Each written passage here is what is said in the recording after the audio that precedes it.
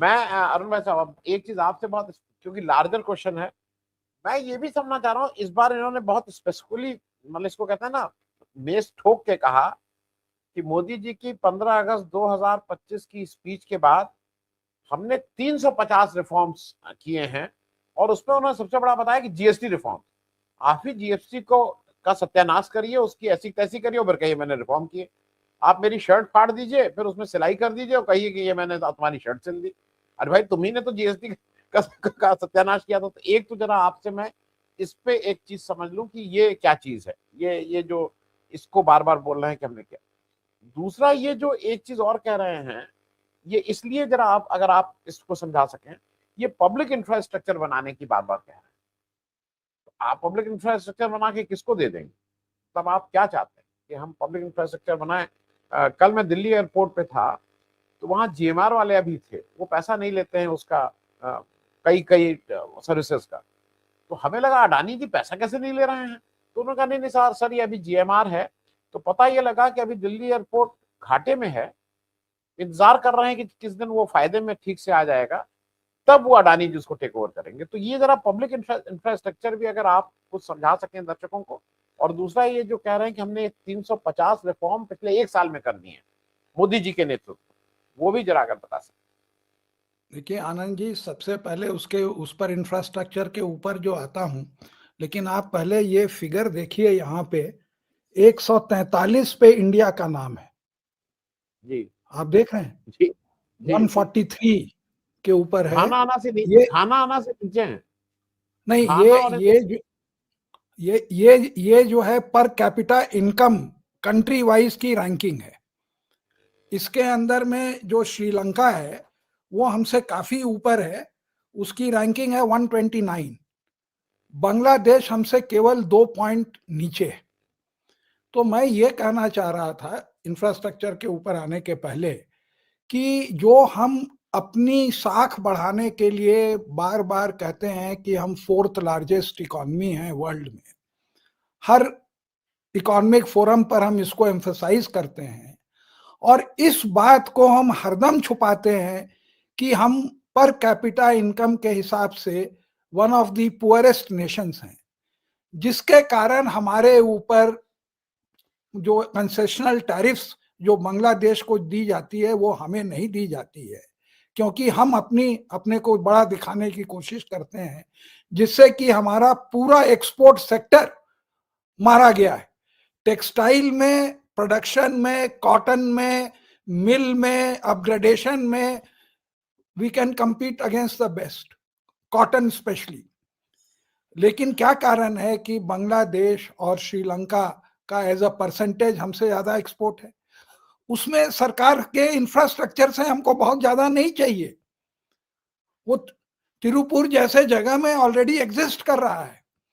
अब मैं आता हूं आपके इंफ्रास्ट्रक्चर का क्वेश्चन, जो ये स्पेंड करना चाहते हैं, तो वो तो साफ साफ है कि अडानी को फायदा कराना चाहते हैं और इसलिए उस पर ज्यादा स्पेंड करेंगे। आज क्या हो रहा है कि हमारी जो सेविंग रेट है, देखिए 2-3 चीजों की इन्होंने एकदम बात नहीं करी। आपने देखा होगा कि मनरेगा की एकदम कोई जिक्र ही नहीं हुआ, जबकि वो एक इतना बड़ा हॉट इशू है, क्योंकि उसको वो किसी तरह से जस्टिफाई नहीं करते, क्योंकि उसमें एक इक्विटी थी कि जिन लोगों के पास काम नहीं है उनको काम दिया जाता है, और वो स्टेट डिसाइड करती है और उसका फंड का डिस्ट्रीब्यूशन। दूसरा, आपने देखा कि इसके अंदर में टैक्सेशन स्लैब वगैरह का कहीं कोई डिस्कशन नहीं हुआ, खाली ये हुआ।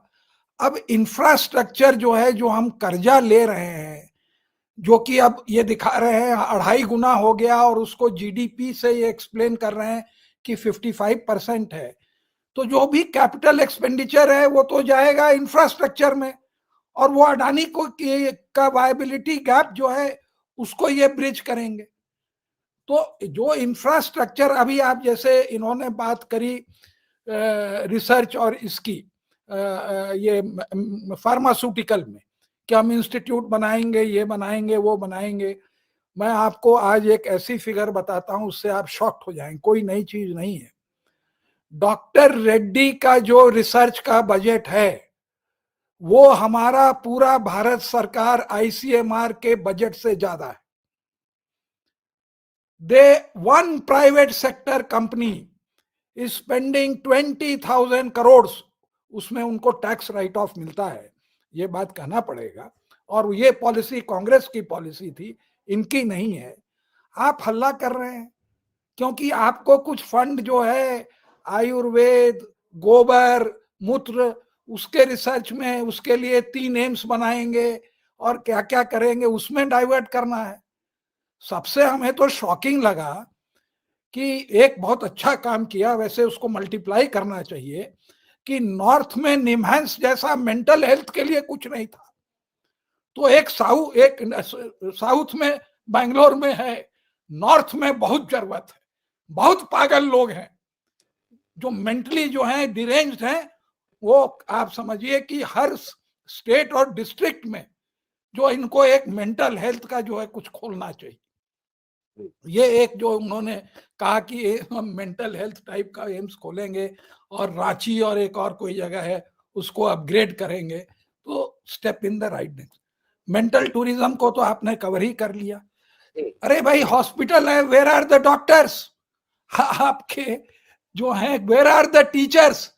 आप एडुकेशन को एक्सपैंड करना चाह रहे हैं, आप बताइए क्वालिटी टीचर्स को तो आपने मार दिया। रिसर्च जो हो रही थी यूनिवर्सिटीज में उसको आपने मार दिया। सब जगह संघी को वाइस चांसलर बना दिया।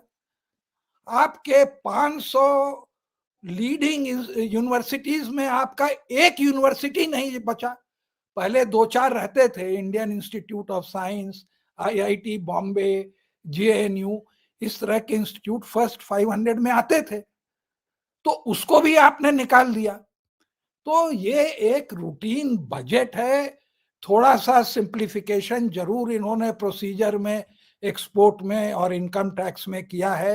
वो बाहर से जो पैसा ये लाने वाले थे तो कुछ ला नहीं पाए, तो उसमें जो है इन्होंने एमनेस्टी स्कीम दे दी कि इतने अमाउंट पर 6 महीने साल भर में ले आओगे तो उसका पूछा नहीं जाएगा। ये सब माइनर चेंजेस हैं, लेकिन जैसे झाजी ने सही कहा कि कोई इसमें विजन नहीं है, कोई डायनेमिज्म नहीं है, वी आर ड्रिफ्टिंग। मतलब कि जैसे चल रहा है उससे भी बदतर हालत आप एक्नॉलेज नहीं कर रहे हो। वही आप घिसा पिटा कैटल फीड, वो श्रिम्प, फिशिंग, कोई नई चीज तो है नहीं। एआई पर जरूर आप खर्च करोगे, ठीक है, 2-4 इन्होंने जो सेक्टर आइडेंटिफाई किए। इलेक्ट्रॉनिक मैन्युफैक्चर पर जो इंसेंटिव दे रहे थे वो अब थोड़ा लेट और ये कुछ है वो उन्होंने जरूर दिया है। तो 2-4-5 जो सेक्टर उन्होंने आइडेंटिफाई किया सेफ हार्बर के नाम वगैरह के ऊपर, they are step in the right direction. लेकिन उससे कोई रेडिकल, देखिए कैपिटल कहां से आवेगी? मनमोहन सिंह एक बात कहते थे, लोग उनका बड़ा मजाक उड़ाते थे, money does not grow on trees, पैसा पेड़ पर नहीं उगता है। इस बात को ये भाजपा और संघी वाले जो कि दूसरे से लेके खाते हैं, काम नहीं कभी करते हैं। Manmohan Singh was a salaried employee, Rajiv Gandhi ने भी सैलरी लेके काम किया। उन लोगों को पैसे की अहमियत मालूम थी, इनको तो पैसे की, तो पैसा कहां से आएगा? ऐसा आप न्यूयॉर्क में चले जाइए, कहां से फ्री बस राइड आएगी उस पर डिबेट होती है। एक चीज आप बोलते हैं तो कहते हैं from where will the money come, where is the money? आपने हिंदुस्तान में ये सवाल फाइनेंस मिनिस्टर से लेके स्टेट गवर्नमेंट से लेके सेंट्रल गवर्नमेंट तक आपने कभी ये सवाल नहीं सुना होगा कि पैसा कहां से आवेगा, या वो कोर्ट, सुप्रीम कोर्ट हो या हाई कोर्ट हो। Everybody is living beyond his means, be it the highest authority in the country and any government servant. क्या लाविशली इन्होंने अपने ऑफिस को अपग्रेड किया है? करिए। Can we afford all this type of expenditure? Austerity की नाम तो खत्म हो गई, और आपको मैंने अभी दिखाया कि आपकी रैंकिंग 143 है उसके ऊपर। तो जी जब तक हम रियलिटी को नहीं कंटेंट करेंगे, बाहर का पैसा अब आउटफ्लो हो रहा है। इंडिया का इंडस्ट्रियलिस्ट बाहर ज्यादा पैसा लगा रहा है बजाते इंडिया में। ये जी हमारी हालत हो गई है। उसको कैसे रिवर्स? बाहर का तो नहीं आएगा, क्योंकि वो डॉलर के अंदर में एक साल में 7% की मार खाता है, और आपका जी टैक्सेशन रेट है वो अगर आप ले लें, और प्लस जो आप माइनॉरिटीज को फासिज्म के through, whether it is Christians और मुस्लिम, जो आप उनको टारगेट कर रहे हैं, दिस इज वो इंटरनेशनल लेवल पर इसकी कहीं भी जो है अप्रूवल नहीं है, और ऐसी कंपनी जो इन्वेस्ट करती है उसके खिलाफ वहां पर भी मूवमेंट चालू हो जाता है। और ये बात किसी कंट्री या किसी कंपनी से नहीं छिपी है। तो हमारा आप मान के चलिए कि फॉरेन डायरेक्ट इन्वेस्टमेंट और पोर्टफोलियो इन्वेस्टमेंट, ये दोनों नेगेटिव है कमिंग फिस्कल ईयर में, जिसके कारण हमारी इकोनॉमी की survival is at plus dwindling export. हम बहुत बुरे समय से गुजर रहे हैं, और स्टॉक मार्केट आज का it says only part of that story. जी, जी 2% 1.5% क्रैश कर गया।